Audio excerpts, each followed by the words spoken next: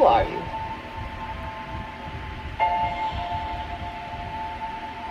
I'm no one.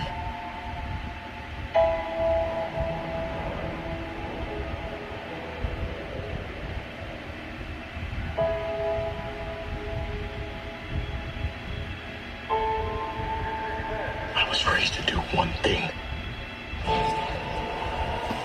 But I've got nothing to fight for.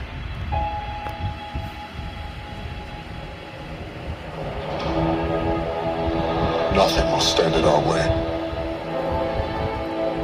I will finish what you started.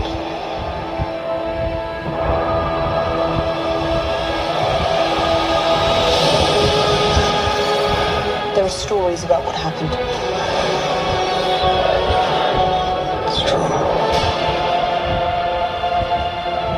All of it.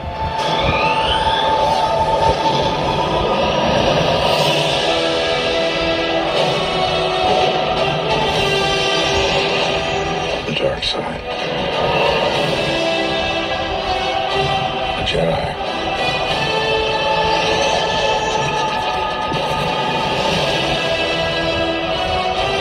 They're real.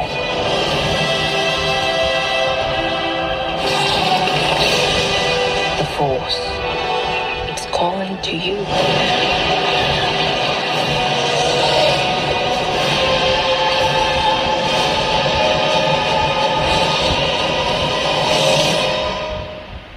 Just let it in.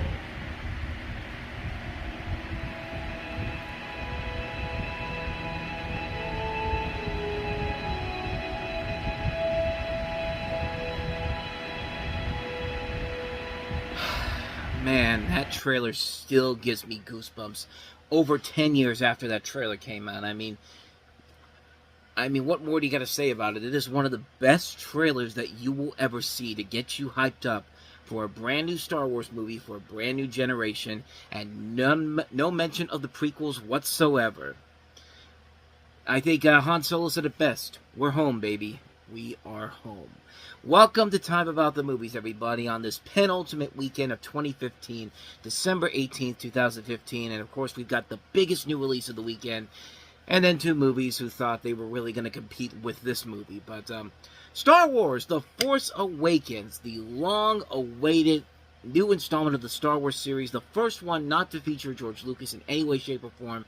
This is J.J. Abrams taking over after success with the Star Trek movies, and needless to say, he definitely delivered on what we were all expecting from it. The Galactic Empire was defeated 30 years ago, and now the galaxy is facing a new threat, a new faction named the First Order. Their main mission is to rule the galaxy and destroy all who oppose them. Their commander is a ruthless, mysterious, powerful Sith named Kylo Ren, played by Adam Driver.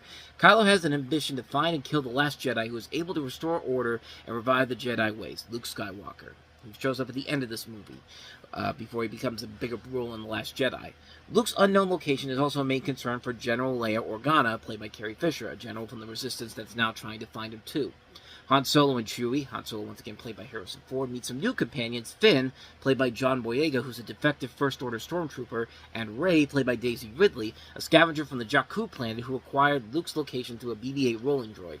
Their unexpected team is forced not only to fight and resist the First Order, but also to find Luke Skywalker. And they also don't bring up some other characters of noteworthiness here. Poe Dameron, played by Oscar Isaac, and Captain Phasma, played by Gwendolyn Christie, among many others. And let's just be honest here, I think we all kind of realize this now, but up until this point, Star Wars was not what it used to be. The original trilogy holds in a lot of people's hearts as one of the definitive trilogies of our generation, and the prequels are often seen as the trilogy that almost destroyed Star Wars, with the lone exception of the third movie, but even then, they almost fucked that up with the ending. Right when the first trailer came out, over a year before this movie came out, we got a nice idea of what a Star Wars film without George Lucas involved in any way, shape, or form would look like, and everything that has been coming out since that trailer came out showed off the incredible potential that this had. J.J. Abrams was already one of the definitive rising directors in Hollywood at the time. To see him take on a franchise he holds very dear in his heart. I mean, he made the Star Trek movies like he was making a Star Wars movie. He flat out said it when the first movie came out. But with all my hype and expectations for this, I naturally went into this with honest trepidation's going to go in there, proceeding with a lot of caution, because we don't want to have another Phantom Menace. I mean, I've already shown this off when I did the original Phantom Menace review, but I think it needs to be brought up again. Here is what people thought of when they thought of the Phantom Menace as soon as that came out, and you could tell that people were praising it a little too much, and of course, it led to the inevitable backlash that would come later on down the road. This is a huge deal for me. I was sick from school today. I want to be the guy coming out of the theater. It was great! You know, that's who I want to be. I thought there was going to be people here already, and it turned out there wasn't being. I was like, wow, I'm the first one.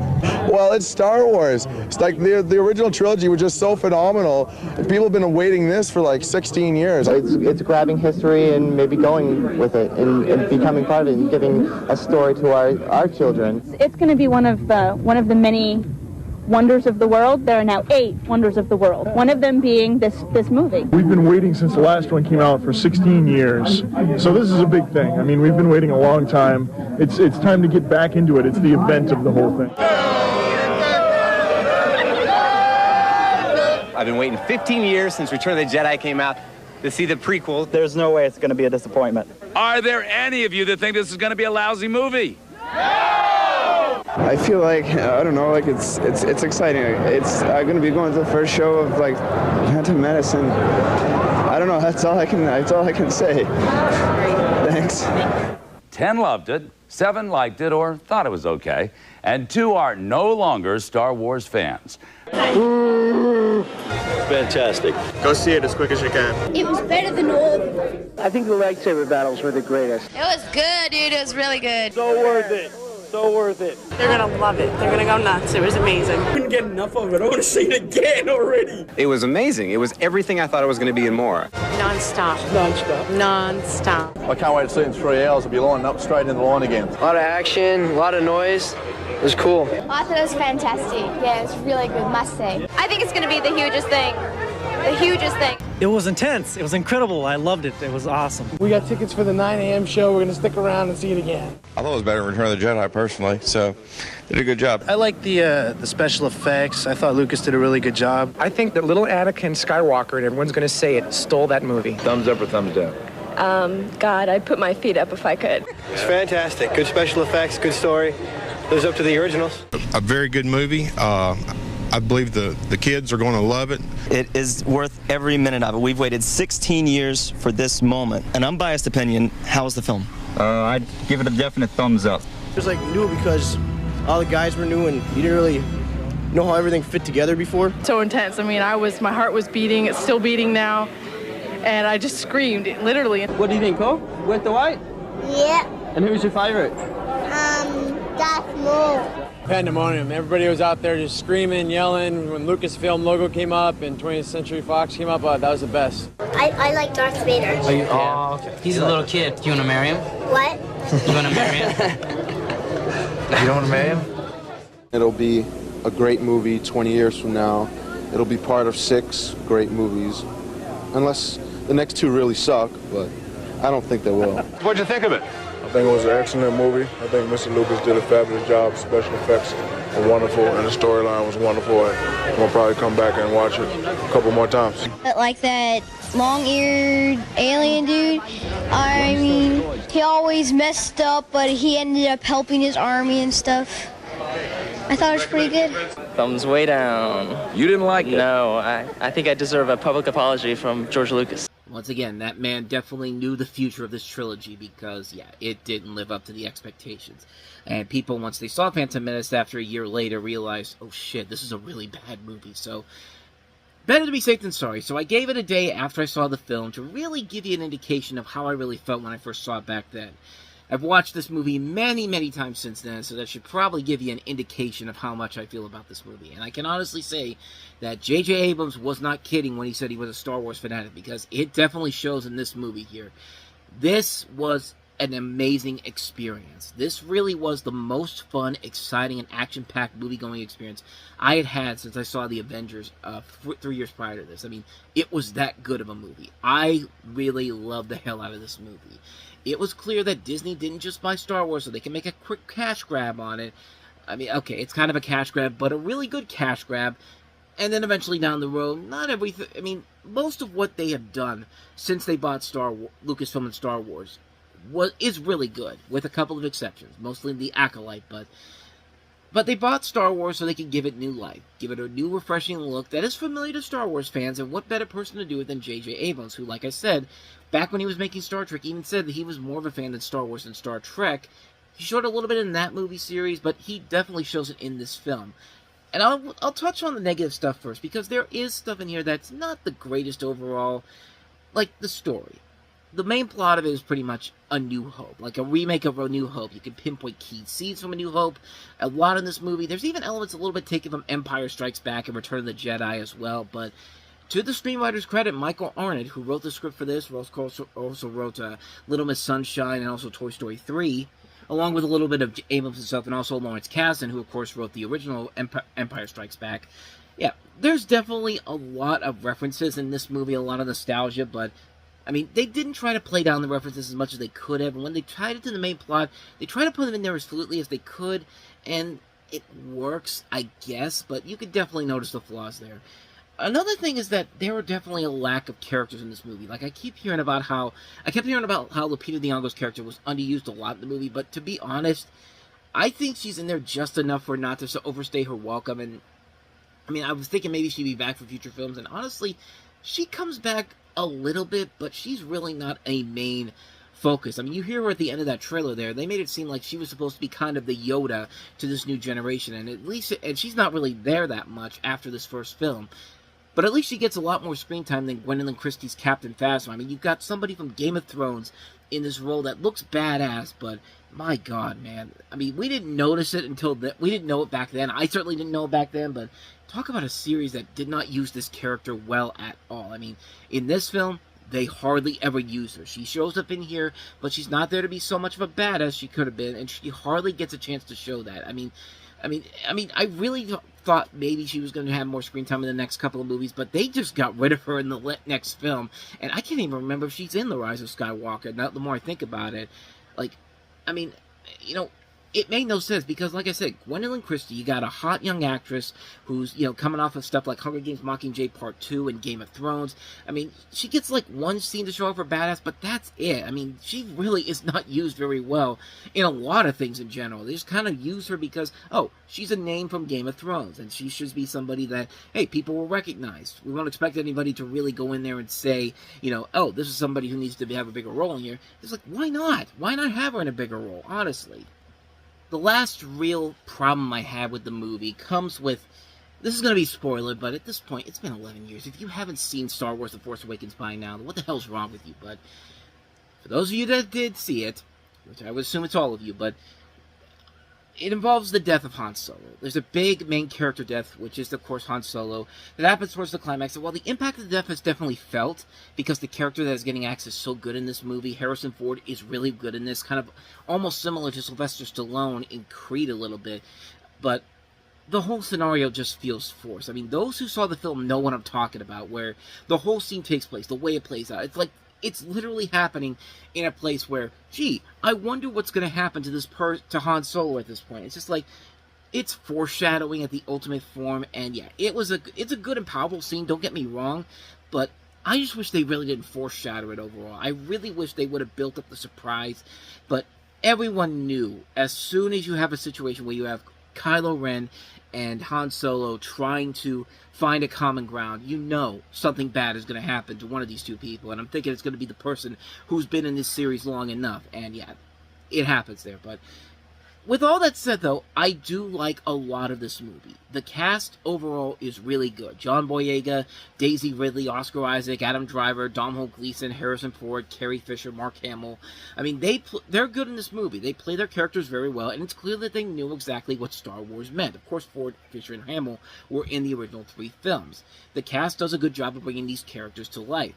there was surprisingly a lot of good comedy in this. I mean, good comedy in a Star Wars movie. The deuce, you say. But yeah, the comedy in here is really good. There's a lot of really good scenes, especially with Kylo Ren, who snaps and loses his shit so easily that even stormtroopers, when he's throwing chairs, look at him and go like, let's back away. Like, I love that. Like, I love the scene where, you know, Rey's trying to use her Jedi powers to get the one stormtrooper voiced by Daniel Craig to let her go. And it's a Daniel Craig cameo as a stormtrooper, and it's really funny stuff.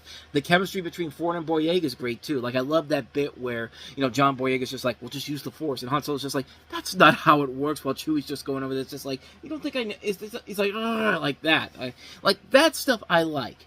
The action is great in this movie. This is what Star Wars is supposed to be when it comes to action. Great action-packed lightsaber battles and TIE fighter battles, perfectly set up nicely when you can clearly see what the hell is going on. It's very tense, very action-packed, very exciting. The effects are really good, too, combining the obvious CG with true practical effects. It's what we've waited long and hard for in a Star Wars movie, and we didn't get that from the prequels. The music is great. You can't go wrong with John Williams. And what Williams had to do here, it would have been just so easy to just rehash the same music accompaniment that he brought to the previous films. But no, he does take new chances with the score, combining the stuff that we know from Star Wars and also adding in elements that make it one of the stronger scores of his long, illustrious career. I mean, you can see why this score got him an Academy Award nomination. It's that good. And probably my favorite aspect of the movie is that the pacing is excellent.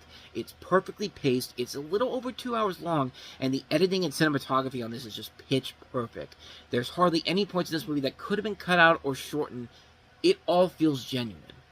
When J.J. Abrams was given the opportunity to make this movie, I think he wasn't trying to make the best Star Wars movie ever, but the plan was simple. Convince people that Star Wars can still be great and epic again. And with this movie, he did just that and then some. Yeah, the story's a little bit of a retread of A New Hope. Yeah, there's a character or two that doesn't get enough screen time. And yeah, there is too much foreshadowing on a major character death in here. But you know what? This movie delivered on what Star Wars needed to deliver on. Great characters, great action, great comedy, great musical, great music, great visuals. It's the Star Wars follow-up we've been waiting for after we've been so let down by the prequels. It's one of the most enjoyable movies I saw that year, and it's no reason. It's not a surprise that people came around to this and being just like, yeah, Star Wars is back, baby. There has definitely been an awakening. Have you felt it? So yeah, Star Wars The Force Awakens was a massive hit. Everyone went to go and see it. And, you know, all the other studios backed off of this weekend because who would be stupid enough to put a new release out, on a big, wide-open release on the same weekend as Star Wars The Force Awakens? Why would the former studio that Star Wars used to be home to, which is now owned by Disney, coincidentally, why would they try to put out a movie to be so petty and so irresponsible to think that they could find a way to take whatever money that, you know, Star Wars was going to take for them? I mean, no studio would be that stupid enough to do anything but that, and you know exactly what I'm going to do next. The road trip, where anything can happen. It usually does. But this Christmas, get ready to raise the stakes when the road trip becomes... You drive like my grandmother! This is awesome! The road chip.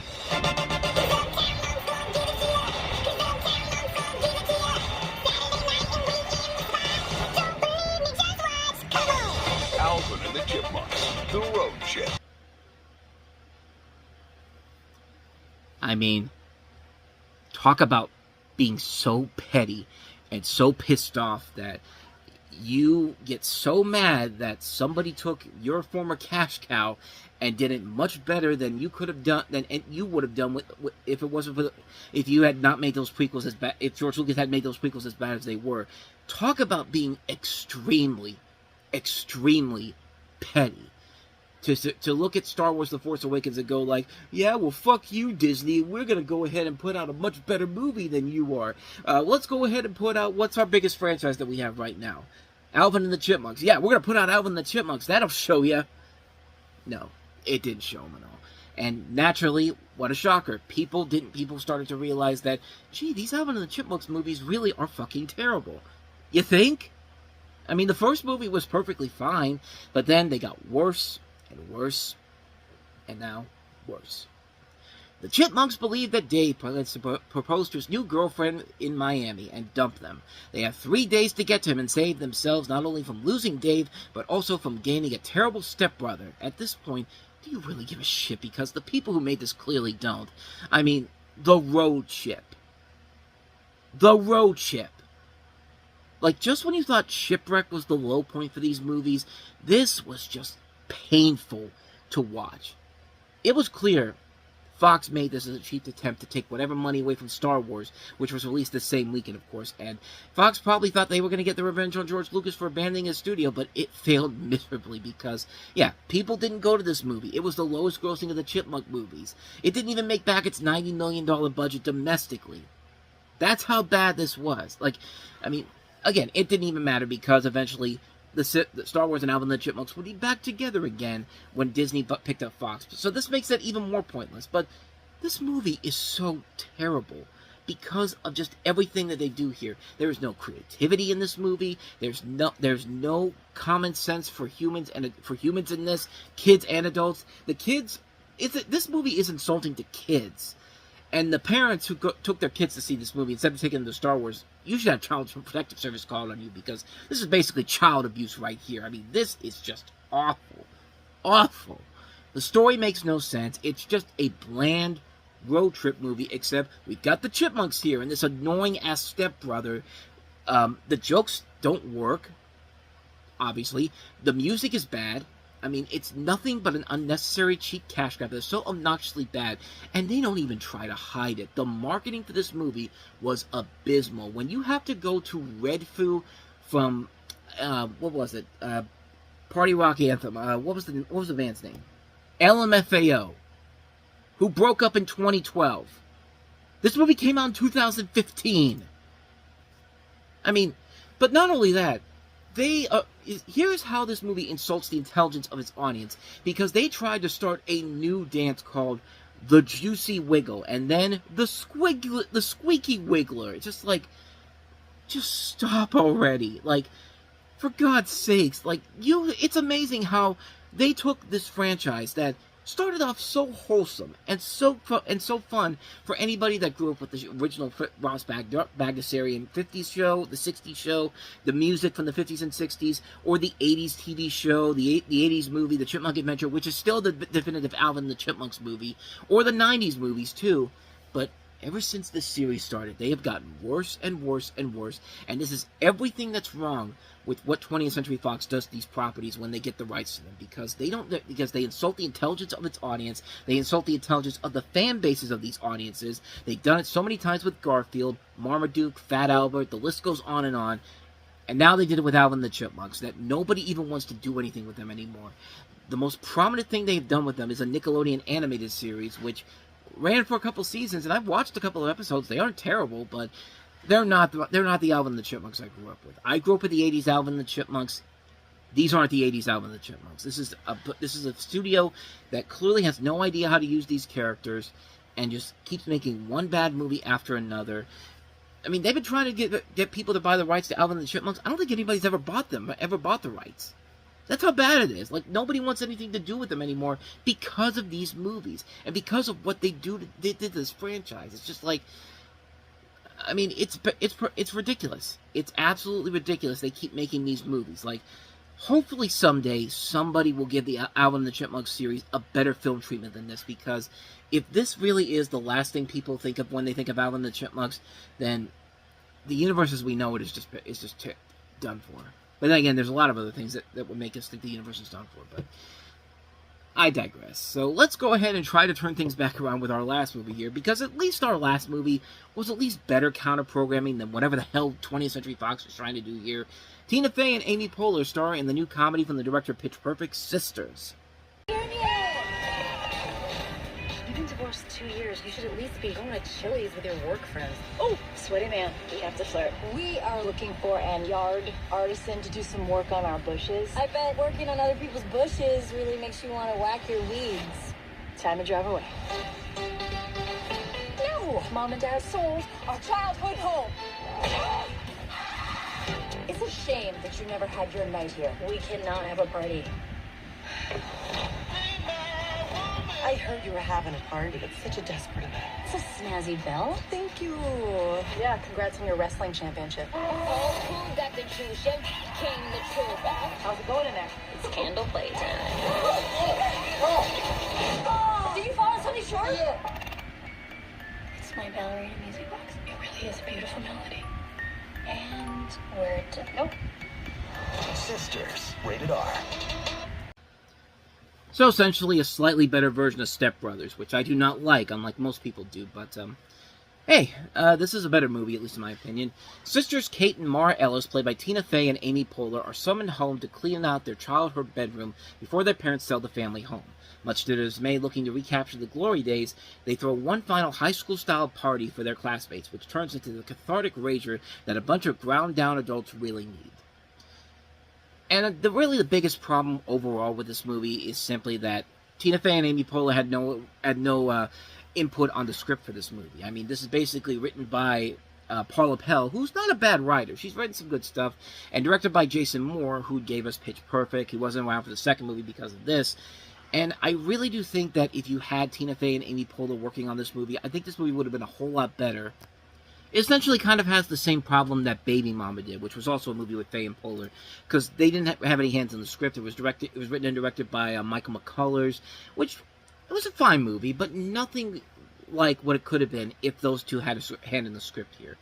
But with all that said, I do really enjoy this movie. I think there is a really solid cast that does elevate this to a level where I would say it's a really good movie. Not just Tina Fey and Amy Poehler, but Maya Rudolph, Ike Barinholtz, Diane Weiss, James Brolin, John Leguizamo, John Cena, Bobby Moynihan, Greta Lee, Rachel Dratch, Santina Fontana, Samantha Bee, Kate McKinnon, John Glazer, Bernice Ellis Goldsberry, Chris Parnell, Paula Pell, Heather Matarazzo, Brian Darcy James. There is a really good cast involved in this, and I mean, they are good in it. There was a lot of good laughs in this movie. There were times when I did get some good chuckles here and there. But that's really kind of all it is. It's just chuckles. I mean, you can always have a great pairing of Fey and Poehler, but they do a good job of carrying the movie on their own to elevate it to a film where it goes from very disappointing to okay, but you definitely left a lot there that could have been really, really special had they had a hand in the script more. I think if they had more involvement in the script, I think this film really could have been something very funny, something really amazing, but as it is, it's a good movie. Not a great movie, not a movie that's going to be considered one of the best movies that these two have done, but a good film. A good film that really does leave you wanting more, but as it is, it's fine for what it is. I like it. I think it's a fun film, so not much more to say about that one. That is Sisters for you. And so with all that said, we wrap up this episode of Time About the Movies. Next time we meet, it's the last weekend of 2015. We have made it. The final weekend of the year. It feels like we've been doing this for a while now. I mean, this one really felt like it was taking way too much time to get going here. But hey, it was worth it in the end because overall, it was a really good year for movies. And the way it's ending is not really the best note possible, but there is still some notable stuff in here. We've got Will Ferrell and Mark Wahlberg starring in the comedy Daddy's Home. We have Jennifer Lawrence reteaming with David O. Russell alongside Robert De Niro in Joy. We have Will Smith starring in the football drama Concussion. We have the remake of Point Break that nobody was asking for in 2015, but they did it anyway. We have Quentin Tarantino's latest film, The Hateful Eight. We have Leonardo DiCaprio in the movie that finally won him the Academy Award. Who knew that all it took for DiCaprio to finally get that Oscar was to be basically raped by a bear? Alejandro González Iñárritu is back with their first film after his Birdman won Best Picture. That is, of course, The Revenant. What else do we have here? Actually, that's about it. Just those 5 movies in particular.